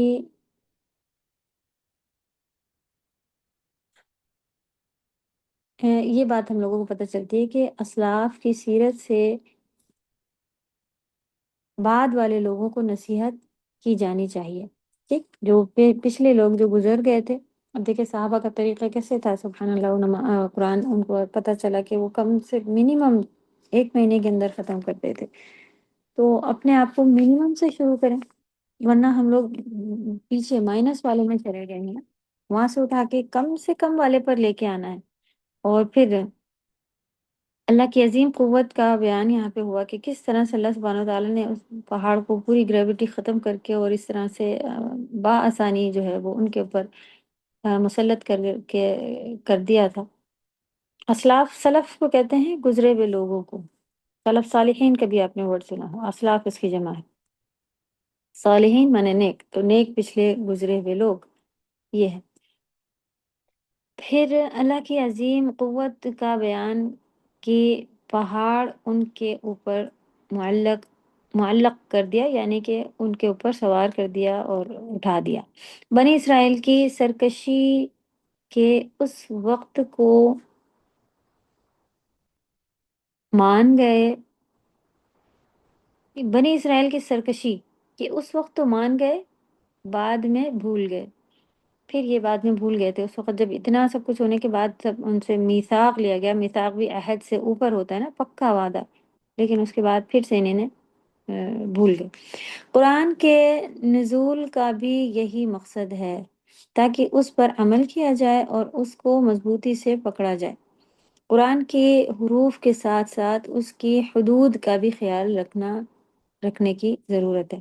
تو ہمارے لیے بھی یہی پھر آیا کہ صرف اور صرف اس کو پڑھ کر، وہ بھی الٹے سیدھے الفاظ، کبھی آپ دیکھیں کہ تجوید سے پڑھنا بھی گوارا نہیں ہوتا ہے آج کل، تو لوگ کہتے ہیں بس جیسے بھی ہو پڑھ لو، ختم۔ تو اللہ توفیق دے کہ اس کے حروف کو اچھی طرح سے پڑھا جائے، پھر اس کے حدود کو بھی، یعنی جو حدیں بتا دی گئی ہیں، یہ کرنا ہے یہ نہیں کرنا ہے، سب کے اوپر عمل ہو۔ اللہ توفیق دے۔ قرآن پر عمل کر کے اس کی تصدیق کریں، ٹھیک؟ کیسے آپ قرآن کو سچا ہے آپ بتائیں گی، کس طرح سے؟ اس کے اوپر عمل کر کے، ٹھیک ہے؟ قرآن کے اوپر عمل کر کے ہی ہم بتاتے ہیں کہ قرآن سچا ہے۔ جب کسی چیز کے اوپر ہمیں یقین ہو یہ بات سچی ہے تو ہم کیا کرتے ہیں؟ اس کو فالو کرنے لگتے ہیں نا، کہ نہیں اسی میں فائدہ ہوگا، دیکھنا۔ اور اگر آپ کے کسی دوست کو کسی اس کو فائدہ یقین نہ ہو، اس کے اوپر ایمان نہ ہو، اس کو سچ نہیں مانتا ہو، تو آپ دیکھیں وہ کام کرے گا ہی نہیں۔ تو اللہ نہ کرے کہ ہم بھی قرآن پر جو عمل نہیں کر رہے ہیں نا، تو یہ اس کو جھوٹا ثابت کرنے پہ تلے ہیں، نعوذ باللہ۔ اگر ہمیں قرآن کو سچا بتانا ہے تو اس کے اوپر عمل شروع کرنا ہوگا۔ قرآن سے اثر قبول کریں، اس پر عمل کریں۔ اثر قبول کریں یعنی کہ پچھلی باتوں کا بھی، اور جو اس کے اندر ہمیں پڑھنے کے بعد اس کے اندر ہمارے اندر اثر اس کا آنا چاہیے، یہ چیزیں بھی آتی ہیں، اور پچھلی باتوں کے لیے بھی اثر یوز کیا جاتا ہے۔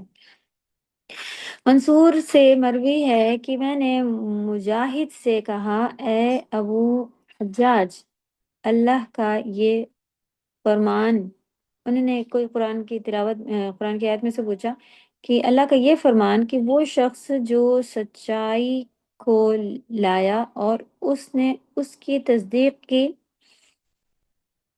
اس سے کون شخص مراد ہے؟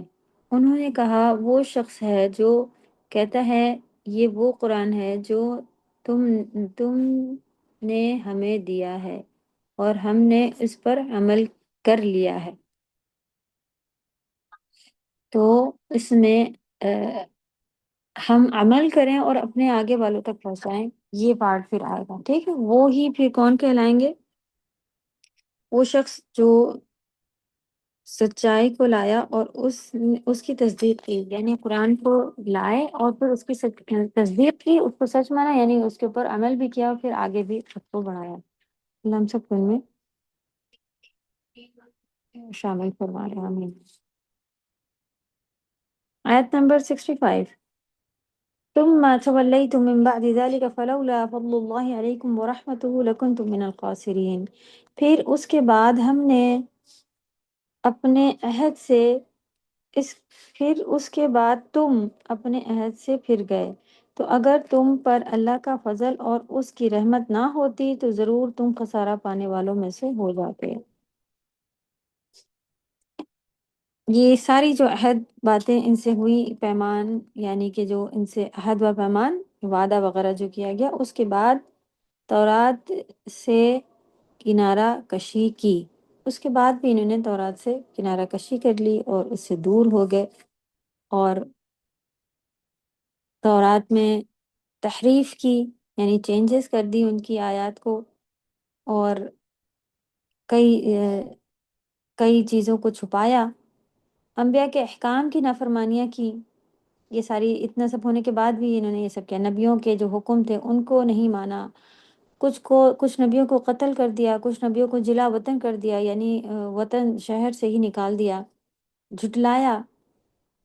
پھر ارض مقدس میں داخل ہونے کا جب حکم ہوا ان کو تو صاف صاف انکار کر دیا۔ موسیٰ علیہ السلام نے پھر آخرکار یہ دعا کی، یا اللہ ان کے اور میرے بیچ میں اب جدائی ڈال دیجیے۔ تو یہ الفاظ ہیں نا قرآن کے، تو اس کے باوجود اللہ سبحانہ وتعالیٰ نے ان پر رحم کیا، ان کی توبہ قبول کی، نبیوں کا سلسلہ جاری رکھا۔ الحمدللہ، کتنی اللہ کی رحمت نظر آتی ہے نا۔ یہ تو ان کے اوپر ہے کہ اگر ہم اپنی غلطیاں اپنے دیکھیں نا، تو اسی طرح سے ہمیں بھی سمجھ میں آتا ہے کہ اب پرسنلی آپ اپنے لیے دیکھیں کہ ہم نے کیا کیا غلطیاں کی ہیں، چھپ کے، جان بوجھ کے، سب کے سامنے۔ اس کے بعد بھی اللہ کا رحم ہم پر بنا ہے کہ آج اللہ ہمیں تفسیری کلاسز میں بیٹھائے ہوئے اور پڑھنے پڑھانے والوں میں اللہ نے شامل کیا ہوا ہے، بڑے بڑے گناہ کرنے کے بعد بھی، اور ان توبہ بھی نہیں کی ہے، بس وہ وقت گزر گیا تو ایسا لگا کہ بس گزر گیا، آج اسے یاد کر کے روتے بھی نہیں ہیں، اس کے باوجود اللہ کے رحم اور کرم بنے ہوئے ہیں۔ تو اللہ تعالیٰ کے کتنے رحم اور کتنا کرم ہم سب محسوس نہیں کرنے والوں میں بنے بیٹھے ہیں۔ ثم تولیتم من بعد ذلک، پھر تم نے اس سے روگردانی کی۔ تولی کہتے ہیں پیٹ پھیر لینے کو، یعنی کہ منہ موڑ لینا، پیٹ پھیر کر چلے جانا، منہ موڑ کر چلے جانا، کام نہ کرنا، یہ ساری باتیں تولا میں آ رہی ہوتی ہیں۔ یہاں پر لکھا ہوا ہے جی یہی ساری بات کو قتل کر دیا ارض مقدس میں، یعنی ارض زمین کو کہتے ہیں۔ مقدس زمین میں جب داخلے کو کہا گیا تو صاف انکار کر دیا، انبیاءوں کے احکام کی نافرمانی کی، بعض کو جھٹلایا، آیات کو چھپایا، تورات میں تحریف کی، تحریف مانے چینجز، بعض کو جلا وطن کہا جاتا ہے، جلا وطن کر دیا یعنی کہ شہر سے نکال دیا۔ ثم تولیتم، رو گردانی کرنا، رو گردانی یعنی کہ یہی اطاعت سے پیٹ پھیرنا، منہ موڑنا، تولی کا بعد جیسا آ رہا ہے نا کہ منہ موڑنا، نہ ماننا، تو انہوں نے اطاعت سے پیٹ پھیر لیا کہ اللہ تعالیٰ کی اطاعت نہیں کریں گے، اللہ تعالیٰ کے کہنا نہیں سننے کے اوپر پیٹ پھیر دیا۔ عذاب دور ہونے کے بعد اپنے وعدے سے پھر گئے، ان کے اوپر جو پہاڑ وغیرہ سب کچھ تھا، چیزیں اس وقت جو وعدہ کیا تھا وہ سب جب صحیح اللہ نے کر دیا، صحیح سیدھے ثابت ہو گئے، پھر منہ پھیر لیا، ان سب چیزوں سے کوئی سبق نہیں لیا۔ فلولا فضل اللہ علیکم ورحمتہ، پھر اگر تم پر اللہ کا فضل اور اس کی رحمت نہ ہوتی، لکنتم من الخاسرین، تو اللہ کا فضل کیسے ہوا؟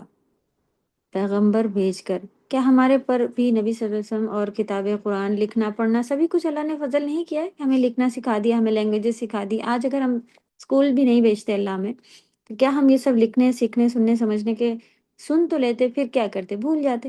لکھنے کے لیے جو اللہ نے بتایا، ہم لوگوں کو سکھایا، اس کے لیے بھی اللہ کا فضل ہے، اور آج اسے اب ہمیں اچھے سے استعمال کرنا ہے۔ اس چیز کو مصیبت نہیں بنا کے رکھنا ہے کہ سبق یاد کرنا ہے، سبق یاد کرنا ہے۔ تو یہ پھر اللہ کا فضل ہوا، پیغمبروں کا آنا، نصیحت کا ملنا اللہ کا فضل ہوا، ٹھیک؟ تو اگر ہم پر اللہ کا فضل اور اس کی رحمت نہ ہوتی، پیغمبروں کا بھیجنے کی صورت میں، یہ اللہ کا فضل ہوا ان کے اوپر، پیغمبر آ کر اپنے عمل سے راستہ واضح کرتے ہیں۔ تو پیغمبر جب آتے ہیں تو وہ اپنے کر کے بھی ہمیں دکھاتے ہیں نا، راستے کی وضاحت کی صورت میں اللہ نے یہ سارے اس طرح سے ان کے اوپر فضل کیا، جو کہ اللہ نے ہمارے اوپر بھی کیا ہوا ہے۔ ہم اس فضل کا کتنا فائدہ اٹھاتے ہیں، کیا کرتے ہیں، اس کا بھی خود ہمیں اپنے گریبانوں میں جا کے اپنا جائزہ لینا ہے، نہ کہ یہود و نصارہ کے اوپر بنانا ہے کہ وہ کیسے تھے اور وہ تو سنتے نہیں تھے۔ وہ اللہ نہ کرے ہم ان سے دو ہاتھ آگے، کیونکہ بہت ہی فتنے کا وقت آ چکا ہے، کہیں نہ کہیں دو ہاتھ آگے چلتے جا رہے ہیں، ہر ان کے گناہوں میں شامل ہوتے ہیں، ہر فیسٹیول میں شامل ہو جاتے ہیں، ہر چیز ان کی اچھی لگنے لگ جاتی ہے، وغیرہ وغیرہ۔ تو لکنتم من الخاسرین، خسارہ اٹھانے والے، تو تم بھی خسارہ پانے والوں میں سے ہو جاتے، یعنی جو لوگ اپنی زندگی سے فائدہ نہ اٹھائے، آخرت کے لیے کچھ بھی نہ کریں، ایسے ہی چلے جائیں، تو پھر کیا ان کے مقدر میں ہوگا؟ خسارہ، کہ جنہوں نے اپنی دنیا سے بھی جو فائدہ حاصل نہیں کیا، اور آخرت میں بھی وہ پیچھے ہی رہ گئے۔ دنیا کا خسارہ، آخرت کا بھی خسارہ۔ لیکن جب خسارہ اللہ کی طرف سے آتا ہے نا، تو بے شک جب فائدہ آتا ہے تو وہ دنیا کا بھی ہو کے رہے گا اور آخرت کا بھی ہو کے رہے گا، اور جب نقصان آئے گا نا تو وہ دونوں جہانوں کا بھی نقصان ہو کے رہے گا۔ کوئی ہو نہیں سکتا کہ وہ وقتی طور پر اللہ اسے ڈھیل ضرور دیتے ہیں، اور پھر سڈن پکڑ آتی ہے، یہ اور زیادہ خطرناک بات ہے۔ تو اس حاصل ہونے والے فائدے، اللہ تعالیٰ بندوں کے گناہوں کے باوجود ان کو مہلت دیتے ہیں اور ان پر فضل فرماتے ہیں۔ بندوں کو توفیق ملنا اللہ کی رحمت ہے۔ تو آج اللہ کی رحمت کا بھی کافی سارا احساس محسوس کیا ہم سبھی نے، تو اللہ کا شکر ادا کریں اور معافیاں مانگیں، جو گناہ کر لیے ہیں ان سے، ان کو یاد کر کے ان کو کبھی بھی نہ دہرانے کا عہد کریں، اور جو ہو رہے ہیں ان سے بھی توبہ کریں کہ یا رب اس سے بھی مجھے معافی راستے آپ مجھے بچا لیں۔ اس سے پہلے بھی یہ بات گزری تھی نا کہ آپ اللہ سے ہی دعا کریں کہ اللہ تعالیٰ مجھے اس مصیبت سے، میں یہ گناہ چھوڑنا چاہ رہی ہوں، مجھے اس مصیبت سے بچا لیں۔ چلیے الحمدللہ 64 تک آج ہم لوگوں نے کور کر لیا ہے۔ اور چھوٹی آیتیں ہیں، وہ ورڈ بائی ورڈ یاد کرنے کی کوشش کریے پوری طرح سے. جی کسی کا کوئی سوال تو نہیں ہے؟ السلام علیکم ورحمۃ اللہ وعلیکم وبرکاتہ. السلام استاد، ورحمۃ اللہ. جی استاذہ ابھی آپ نے بتایا نا کہ قرآن کا یہ طریقہ ہے کہ ایک مہینے میں کیسے بھی کمپلیٹ کر لینا چاہیے قرآن کو. تو اگر حفظ کر رہے نا تو وہ اکثر ایسا ہوتا ہے کہ سبق دہرانے کے چکر میں جو پورا پورا پارا نہیں ہو پاتا ہے، تو ایسے میں کیا اس کی کرنا بالکل چاہیے؟ الگ ٹائمنگ بنائیں. آپ ایک فکس ٹائم بنائیں. فجر کے بعد تہجد میں آپ حفظ کریں. فجر کے بعد آپ فجر کے بعد تلاوت کریں. مغرب کے بعد تلاوت کریں. بانٹ لیں اسے ایک جگہ 2 جگہ. اور 40 دن کا بھی موسٹلی آ رہا ہوتا ہے. 40 دن کا 1 منتھ میں 40 دن کا دیکھیں جو ہم لوگوں کا پیریڈ جتنا ٹائم اگر آ رہا ہوتا ہے بیچ کا گیپ کوئی تو وہ بھی کور کر رہا ہوتا ہے. تو 1 منتھ الحمدللہ سیٹنگ ہی کرنی ہے بس. جیسے کہ ہم جی بات بتا رہے ہیں نا کہ سیٹنگ ہی کرنی ہے. تو آپ اس کو الگ کر لیں. جیسے کہ لوگ اس بات کو بنا لیتے ہیں کہ ہم قرآن پڑھاتے ہیں اب ہمیں پڑھنے کی ضرورت نہیں ہے. اسی طرح لوگ یہ سوچ لیتے ہیں کہ ہم نے آج اتنی دیر حفظ کیا ہے اب ہمیں پڑھنے کی ضرورت نہیں. تو وہ کہیں سے بھی کور نہیں کرے گا. تلاوت کو کور نہیں کرے گا. وہ آپ کا حفظ کا اجر الگ جائے گا کہ آپ نے اتنا وقت کیا اتنا. لیکن اس کو آپ الگ لے کے چلیے. ٹھیک. جی استاد، جزاک اللہ خیر. وعلیکم السلام. جی نیلوفر. السلام علیکم میم. وعلیکم جیسا کہ السلام ابھی ورحمۃ اللہ. یہی سوال تھا ہمارا بھی کہ ٹائم جیسا آپ بولے ایک پارا ایسا قرآن ختم کرنے کا، تو اب جیسا کہ کلاسز جوائن کر رہے ہیں تو 20 پارا بھی ہے 30 پارا بھی ہے 30 پارا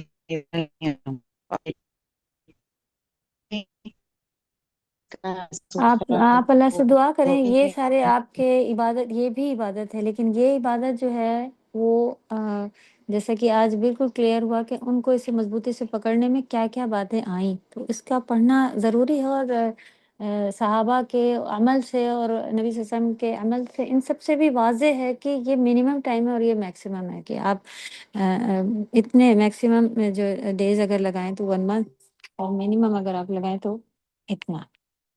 ٹھیک. تو آپ وقت نکالیں. ہوگا دھیرے دھیرے کر کے انشاءاللہ ایڈجسٹ کر کے ہو جائے گا. یہ بھی کام ہو جائے گا. جب اللہ نے آپ سے اتنے کلاسز لگوا لیا آپ یہ بھی یاد کر رہی ہیں آپ وہ بھی پڑھ رہی ہیں تو یہ بھی کام اللہ آپ سے لے لیں گے. بس تھوڑا سا کہیں فکس ٹائم آپ بنائیے کہ نہیں یہ میرا قرآن کی تلاوت کا وقت ہے. چلیے اللہ سے خوب دعا کریں اپنے لیے بھی ہم سب کے لیے بھی. ایسا نہیں ہے کہ ہم بول رہے ہیں تو ہم بڑے اچھے ہوں گے ہم کر لیتے ہوں گے. یہ سب ساری مصیبتیں سبھی کے لیے برابر ہیں. اللہ ہم سبھی کو توفیق عطا فرمائے. اپنے لیے بھی دعا کریں ہمارے لیے بھی دعا کریں. نام لے لے کے سب کا اپنے ساتھیوں کا سب گھر والوں کا. ہم بھی آپ سبھی کے لیے خوب دعا کرتے ہیں کہ اللہ بولنے کے ساتھ ساتھ عمل بھی عطا کرتے جائیں اور سننے والوں کو بھی عمل عطا دے. ہمیں بھی عمل عطا دے. چلیے اوکے. سبحانك اللهم وبحمدك أشهد أن لا إله إلا أنت أستغفرك وأتوب إليك. السلام عليكم ورحمة الله وبركاته. وعلیکم السلام.